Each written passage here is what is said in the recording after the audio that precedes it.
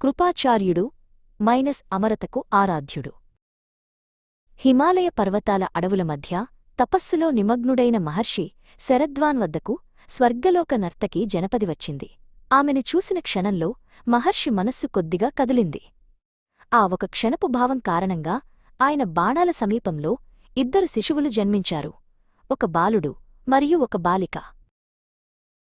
ఆ అడవిలో వేటాడుతున్న శంతను మహారాజు ఆ శిశువులను కనుగొన్నాడు. దయతో నిండిన హృదయంతో ఆయన వారికి కృప, బాలుడు మరియు కృపి, బాలిక అనే పేర్లు పెట్టి రాజభవనానికి తీసుకెళ్లాడు. కృపుడు చిన్నతనం నుంచే అసాధారణ ప్రతిభ చూపాడు. ఆయుధ విద్య, ధర్మశాస్త్రం, వైదిక జ్ఞానం అన్నింటిలోనూ అపూర్వమైన నైపుణ్యం ప్రదర్శించాడు. అతని సోదరి కృపి మహర్షి ద్రోణాచార్యుణ్ణి వివాహం చేసుకుంది. ఆ బంధంతో కృపుడు కౌరవ పాండవుల రాజసభలో స్థానం పొందాడు మరియు హస్తినాపురానికి రాజగురువుగా నియమించబడ్డాడు.